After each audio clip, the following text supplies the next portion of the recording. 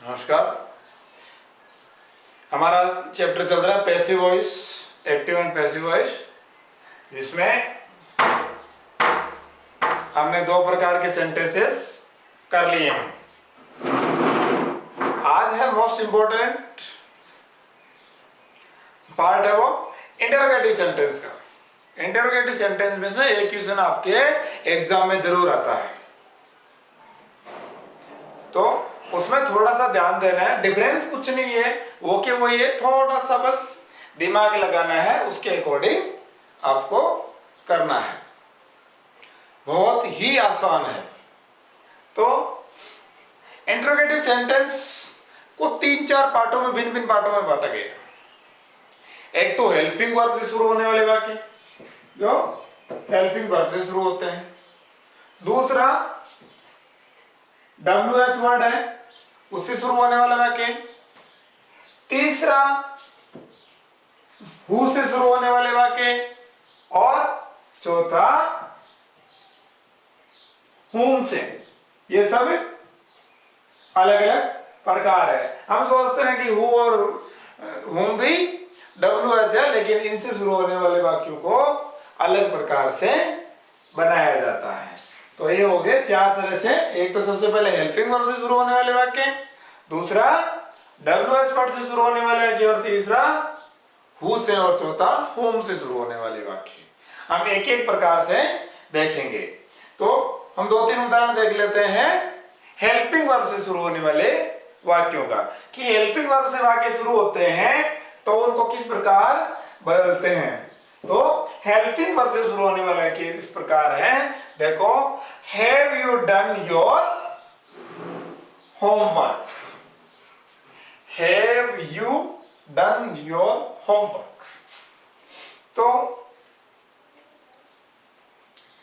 पहली चीज, अब वाक्य को समझना है। तो हमें पता चल गया इंट्रोगेटिव सेंटेंस है, तो आपको इंट्रोगेटिव ही रखना है। ऐसा नहीं है कि डायरेक्ट इनडायरेक्ट तरह एसर्टिव बना देंगे, इंट्रोगेटिव ही रहेगा। अब यहां पे हेल्पिंग वर्ब हैव, तो आपको पहले तो टेंस देखना है, और टेंस परिवर्तन उसी अकॉर्डिंग करना है जो पहले कर रहे थे। मतलब जिस वाक्य में हैव दिया हुआ हो, तो हैव का पैसिव बनाते समय क्या करेंगे, हैव या हैज बीन कर देते हैं। वैसे ही यहां पे भी रूल वही रहेगा। अब ये है have. Have helping verb you के साथ आई है। हैव हेल्पिंग वर्ब है, वो यू के साथ आई है, प्लूरल के साथ। अब हमें वही काम करना है, ऑब्जेक्ट को सब्जेक्ट बनाना है। तो हैव यू डन वर्ब की थर्ड फॉर्म है, वर्ब आ गई। अब ऑब्जेक्ट कौन सा है, योर होमवर्क, सिंगुलर है। आपको ये देखना है, ये जो सब्जेक्ट बनेगा ये सिंगुलर है, ये प्लूरल, उसके अकॉर्डिंग लगाना है। तो ये योर होमवर्क, इस सब्जेक्ट को यहां लाएंगे, मान लो। तो ऐसे लिख दिया, मान लो कि भाई ऐसे नहीं दिमाग में आता, तो योर होम वर्क, और मैंने हेल्पिंग वर्ब के लिए जगह खाली छोड़ दी थोड़ी सी। तो अब देखो योर होमवर्क समझ में आ रहा है, सिंगुलर है प्लूरल, सिंगुलर है, तो यहाँ पे हेल्पिंग वर्ब क्या लगा देंगे हम, हैज। समझने के लिए बता रहा हूं, बाकी आपको हेल्पिंग वर्ब से शुरू करना है। तो हैज आ गया, क्योंकि एक वचन है, सिंगुलर के साथ हैज आएगा।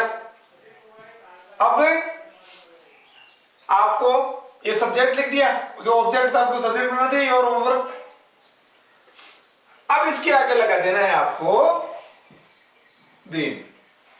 जिस प्रकार हम इंटरोगेटिव सेंटेंस बनाते हैं वही सेम वाक्य है। ये लगा दिया बीन। उसके आगे वर्ब की थर्ड फॉर्म, तो डन की थर्ड फॉर्म डन ही रहती है, डन। अब बाई, और ये सब्जेक्ट कौन सा है यहाँ पे, यू, तो यू का बाई यू ही रहेगा, और अंत में क्वेश्चन मार्क लगा देना है। ये चीज आपको ध्यान में रखनी है। आराम से कर सकते हो, कोई दिक्कत नहीं है। अब देखो, अगला क्या है, are they taking exercise now, are they taking exercise now, are they taking exercise now. देखो ये तो है हेल्पिंग वर्ब, ये है सब्जेक्ट दे, ये है टेकिंग वर्ब, और यहां पे एक्सरसाइज, ये है ऑब्जेक्ट। हो गया, क्योंकि मेन वर्ब के बाद में ऑब्जेक्ट है। अब हमें बनाना है ऑब्जेक्ट का सब्जेक्ट। ऑब्जेक्ट यहां पे क्या है, देखो एक्सरसाइज है, एक्सरसाइज एक वचन है, तो इस एक वचन के अनुसार हम क्या करेंगे, हेल्पिंग वर्ब लगाएंगे इज आर एम से, क्योंकि यदि is are am helping verb हो तो इज, उसके लिए हम क्या कर देते थे, is are am plus being plus verb की थर्ड फॉर्म ये बनाते हैं। तो यहाँ पे एक्सरसाइज है, तो यहाँ पे इज आर एम से इज लगेगा, एक वचन लग रही है तो इज। अब देखो हमें करना है ऑब्जेक्ट का सब्जेक्ट, ये जो ऑब्जेक्ट है इसको यहां पे लाना है, यहां पे लेंगे तो इज एक्सरसाइज, इज एक्सरसाइज यहां तक लिख दिया। अब क्या करेंगे, अब हमें यहां पे वही करेंगे, यहां पे क्योंकि आईएनजी लगा हुआ है तो हेल्पिंग वर्ब यहां लग जाएगी, यहां पे क्या लगा देंगे, बीइंग, बीइंग ऐड करेंगे ना, वही था, इज आर एम है, इज आर एम, तो इसमें क्या कर रहे थे हम, is are am plus being लगाते हैं, इसको इसमें परिवर्तन करते हैं ना, तो इज यहां पे आ गया, क्योंकि हेल्पिंग वर्ब तो आपको पहले लगा दी है, सब्जेक्ट लिख दिया, उसके आगे लगा दिया हमने क्या, बीइंग। यदि नॉर्मल वाक्य होता, एफर्मेटिव वाक्य होता, तब क्या होता, एक्सरसाइज पहले आती, उसके बाद इज बीइंग में से होता, तो ये इंटरोगेटिव सेंटेंस है, तो इज क्या लगा दिया हमने पहले, क्योंकि ये पहले ही हेल्पिंग वर्ब पहले ही है, तो बीइंग हो गया। अब देखो, अब वर्ब की थर्ड फॉर्म टेकिंग, टेकिंग की थर्ड फॉर्म क्या हो जाएगी, टेकन, ये हो गई वर्ब की थर्ड फॉर्म। अब इसके बाद बाई और ऑब्जेक्ट, लेकिन ध्यान क्या देना, देखो यहां पे दे है, दे है तो दे अनइंपॉर्टेंट सब्जेक्ट है, मैंने लिखवाया था दे, तो वो छोड़ देंगे, बाकी क्या बचा अभी, नाउ और पर्सनवाचक चिन्ह। अब सेम देखो, अब इस वाक्य को ध्यान से देखना है, और इस वाक्य को ध्यान से देखना है। वाक्य क्या है, डिड विजय रिवार्ड किरण, ये होगी हेल्पिंग वर्ब क्या लगी हुई है, डिड। तो हमने क्या बोला था, यदि हेल्पिंग वर्ब डिड लगी हुई है तो हम उसमें क्या कर देते हैं, डिड की जगह वाज या वर, ये लगाएंगे वाज या वर, तो वाज या वर लगाएंगे तो यहां पे एक वचन ही है, एक वचन के साथ वाज आएगी, तो सबसे पहले तो लिख दिया हमने वाज। अब देखो रिवार्ड, तो ऑब्जेक्ट के, तो ऑब्जेक्ट को बनाओ सब्जेक्ट, बना दिया। अब वर्ब की थर्ड फॉर्म आएगी रिवार्डेड, रिवार्डेड, आगे बाय। कोई डाउट, क्लियर है, और बताने की जरूरत नहीं है, आराम से हम कर सकते हैं। एक और उदाहरण देख लेते हैं, जैसे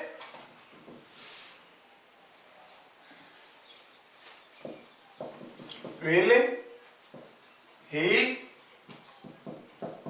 इनवाइट अस और क्वेश्चन मार्क दे दिया, विल अस। अब देखो हम क्या करेंगे, ये फ्यूचर टेंस है, तो फ्यूचर टेंस वाले वाक्य को क्या करेंगे, सबसे पहले देखो विल देख के रखा है, तो विल जिसमें वाक्य में दी हुई थी तो उसका हम क्या करते थे, हेल्पिंग और के किस में बदल देते थे, विल बी या सेल बी में, वही है। तो देखो ये इनवाइट है, आगे ये सब्जेक्ट है, ये इनवाइट है वर्ब और ये ऑब्जेक्ट है।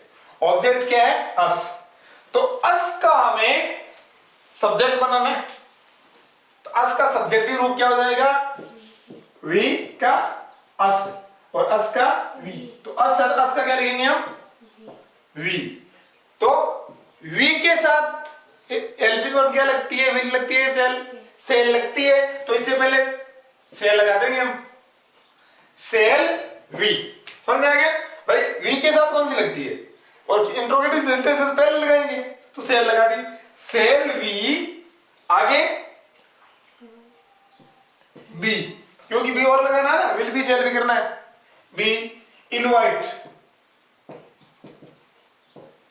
इनवाइटेड, इनवाइटेड, आगे बाई ही का हिम और क्वेश्चन मार्क।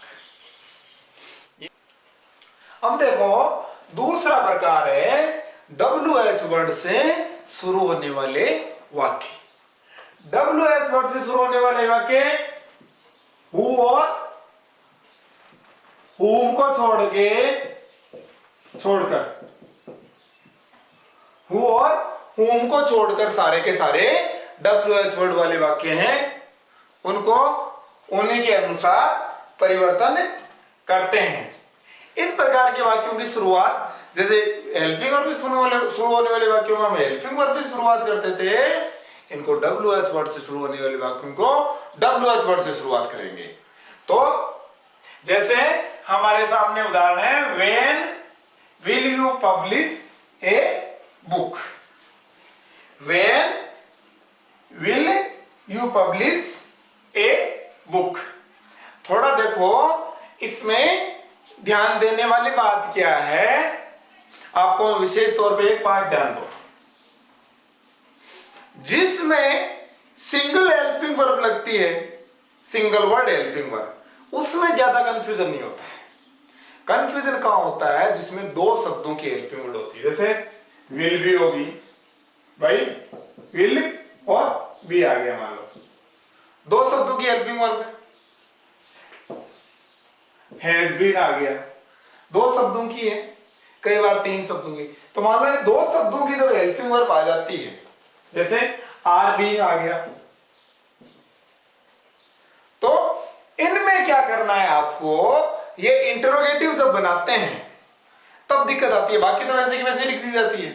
इंटरोगेटिव बनाते समय हमें क्या करना होता है, जो सब्जेक्ट रहता है, जो हम ऑब्जेक्ट से सब्जेक्ट बनाते हैं जिसको, उसमें एक तो जो पहला शब्द है, हेल्पिंग वर्ब का जो पहला शब्द है, इसको तो पहले लिख देते हैं, और जो दूसरा शब्द रहता है, चाहे बी है, जैसे बीन है, बीइंग है, यही रहते हैं normally, will be, shall be या हैज, हैविंग, तो आर, वाज, वर या बीइंग, ये रहता है।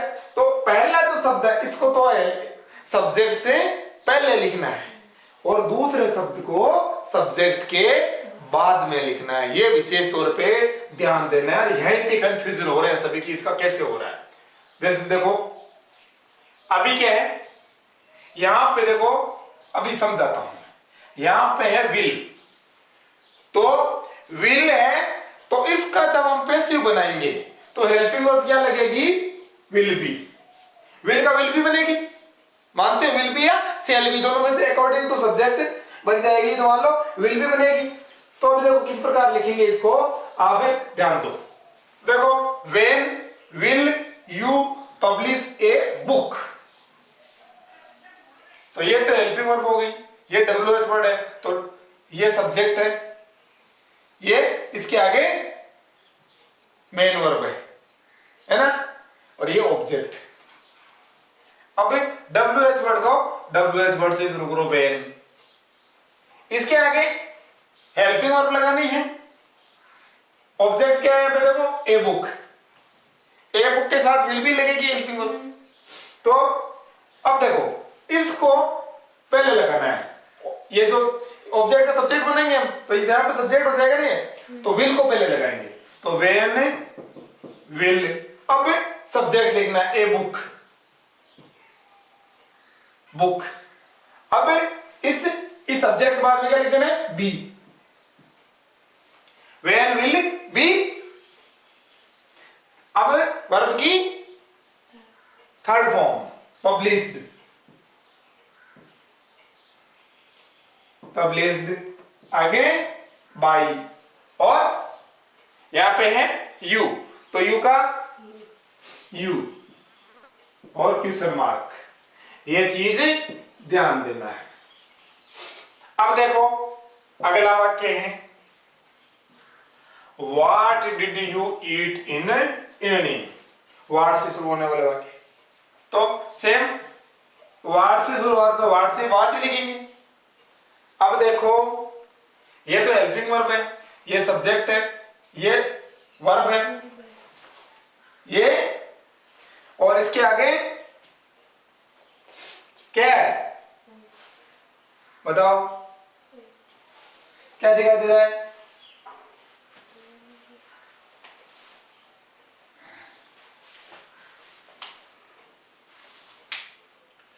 अब देखो आप यहां पे सोचो, यहां पे ऑब्जेक्ट दिखाई दे रहा है क्या, इन द इवनिंग। इवनिंग में समय दे रहा है, लेकिन ऑब्जेक्ट दिखाई दे रहा है। What did you eat in the, यहां पे लिख लेना, इन the evening. What did you eat in the evening, तो ये तो हो गया, व्हाट तो डब्ल्यू छोड़ हो गया, ये हेल्पिंग वर्ब हो गई, ये सब्जेक्ट हो गया, और ये वर्ब हो गई। अब यहां पे देखो ऑब्जेक्ट का दिखा दे, ऑब्जेक्ट दे रहा ना भाई। ऑब्जेक्ट तो क्या होता है, या तो किसी का नाम होता है, या मतलब कि ऑब्जेक्ट या तो नाउन होगा या प्रोनाउन होगा। तो यहाँ पे नाउन, इन द इवनिंग तो नाउन, नाउन ना प्रोनाउन है, तो ऑब्जेक्ट नहीं है। तो ऑब्जेक्ट नहीं है, तो यहाँ पे सब्जेक्टिव फॉर्म बनाते समय वो कुछ नहीं लिखना है। तो सीधा देखो डिड का क्या लगा देंगे, डिड हेल्पिंग वर्ब, डिड का क्या कर देंगे, वाज या वर, तो वाज कर देंगे, डिड का वाज कर देंगे। अब ऑब्जेक्ट कुछ बनाने के लिए नहीं है, तो कुछ नहीं करना है, वर्ब की थर्ड फॉर्म लगा दो, ईटन। ईट की वर्ब की थर्ड फॉर्म क्या हो जाएगी, eaten. Eat ate eaten, eaten by you in the evening, और क्वेश्चन मार्क। ये चीज समझ में आई, क्लियर हुई नहीं हुई भाई। इसमें ऑब्जेक्ट नहीं है, सब्जेक्ट या ऑब्जेक्ट कौन सा होता है, या तो नाउन होता है या प्रोनाउन होता है, ये यही होता है। तो यहाँ पे ना तो कोई नाउन है ना कोई प्रोनाउन है, तो इन द इवनिंग, तो ये तो एडवर्ब है, तो इसका कोई तुक नहीं है, तो एडवर्ब हेल्पिंग वर्ब नहीं हो, ये सब्जेक्ट नहीं हो सकता।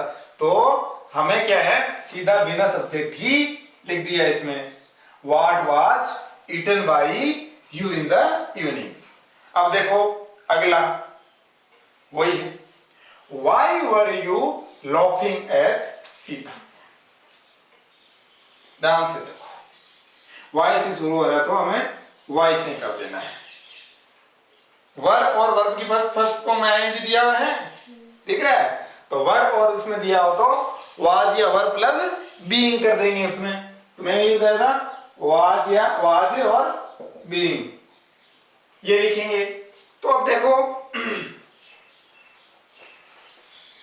Were you laughing at Sita, तो ऑब्जेक्ट क्या है, सीता है, तो वाई अब हेल्पिंग वर्ब लगानी है, वाज या वर की, सीता एक वचन है तो वाज लग जाएगा, वाई वाज सीता बीइंग,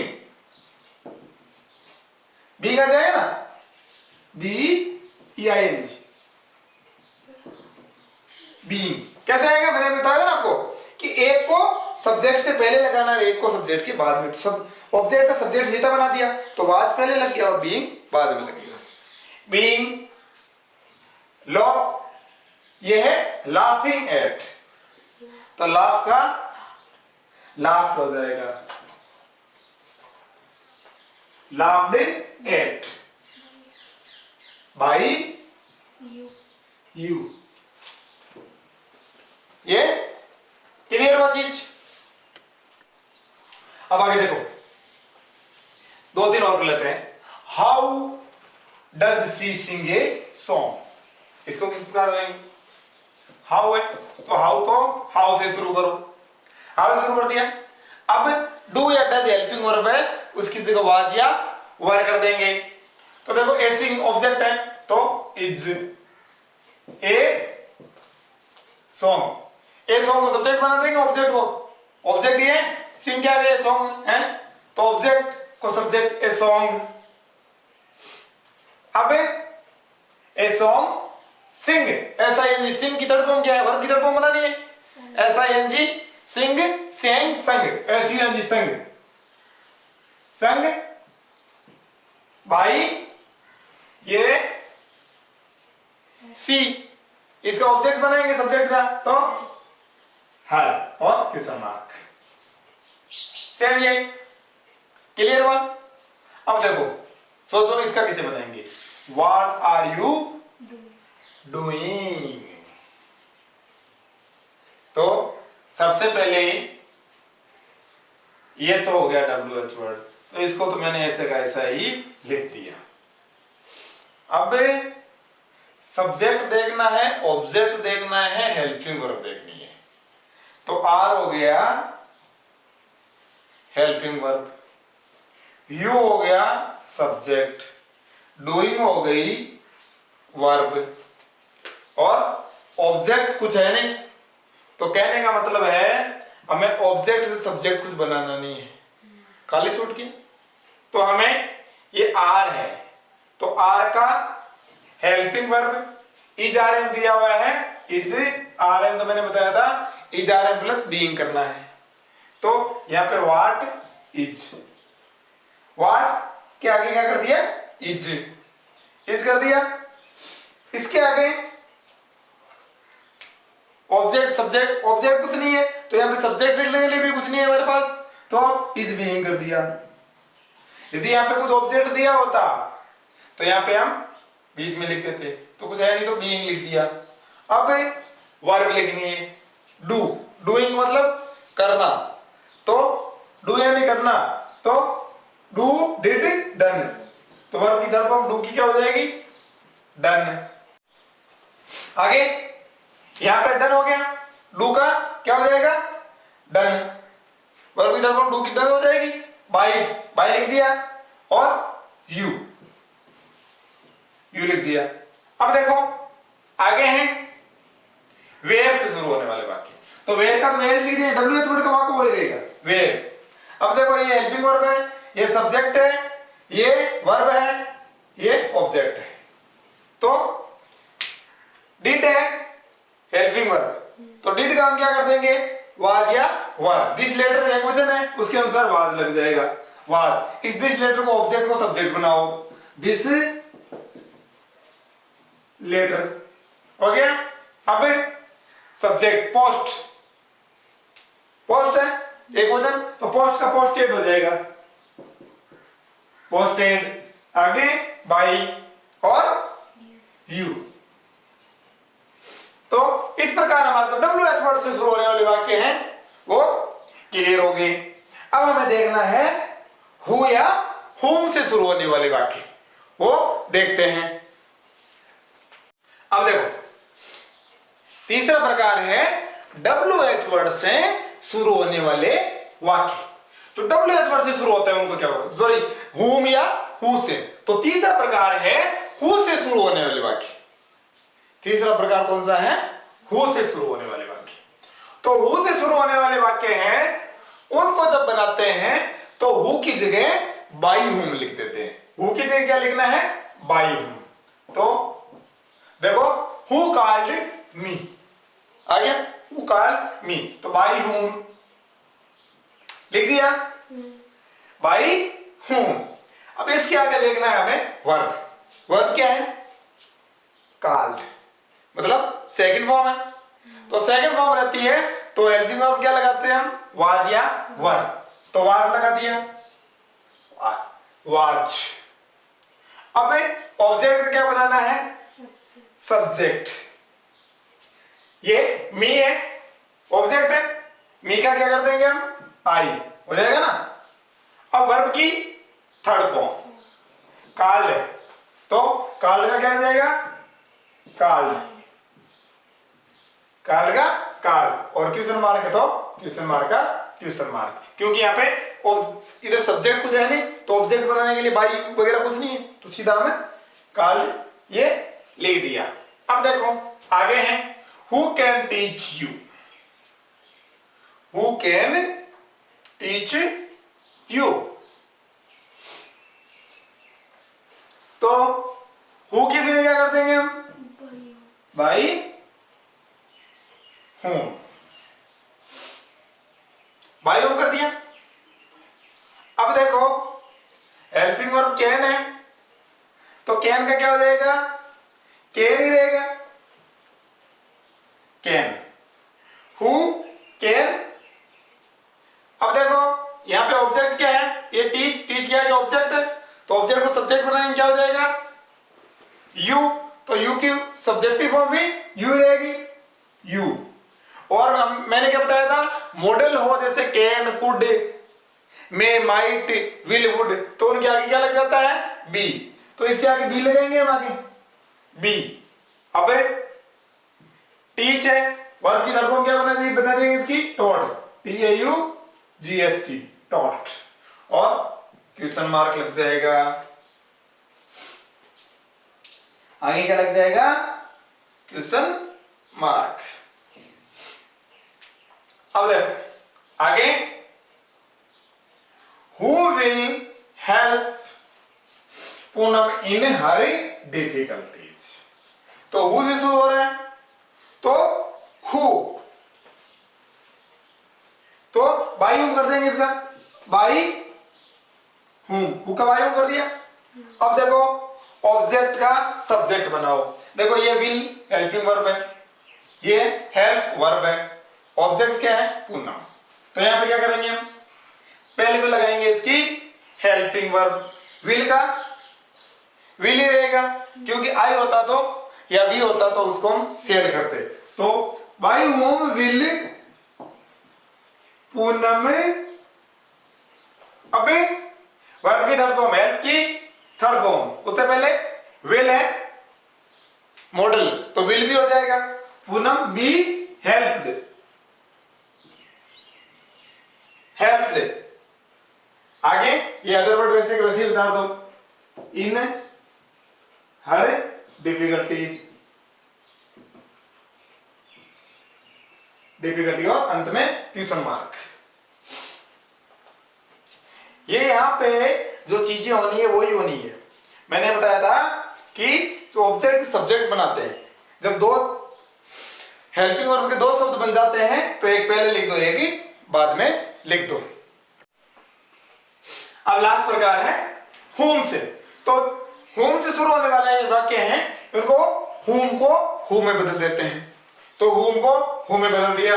अब देखो सबसे पहले यहाँ पे whom को किस में बदलेंगे हम? who में, who। अब देखो ये हेल्पिंग वर्ब है, ये सब्जेक्ट है, ये मेन वर्ब है, तो आगे हेल्पिंग वर्ब लगेगी। डू की हेल्पिंग वर्ब, डू या डज होता है, इसका इजारम लगाते हैं, यहाँ पे whom इज लग जाएगा, इजारम एक वचन के साथ इज लगेगी। अब वर्ब की थर्ड फॉर्म लगानी है, लाइक है, वर्ब की फर्स्ट फॉर्म, तो लाइक्ड हो जाएगी, लाइक्ड बाय यू और क्वेश्चन मार्क। अब आगे देखो, आगे किस प्रकार है, आराम से ध्यान से देखो, सब समझ में आएगा।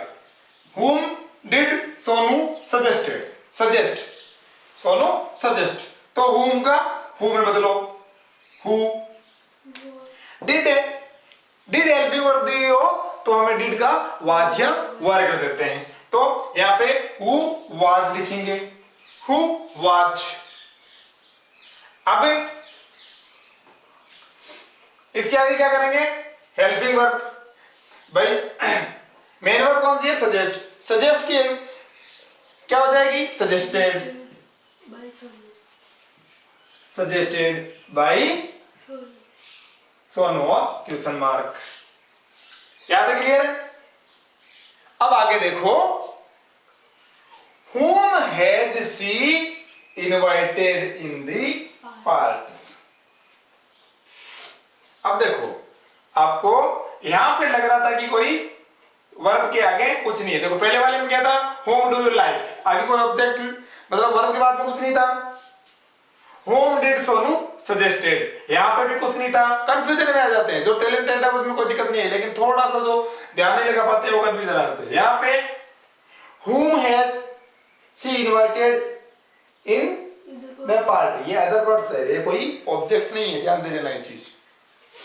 who और whom में कोई ऑब्जेक्ट नहीं होता है, इसी को प्रोनाउन माना गया है।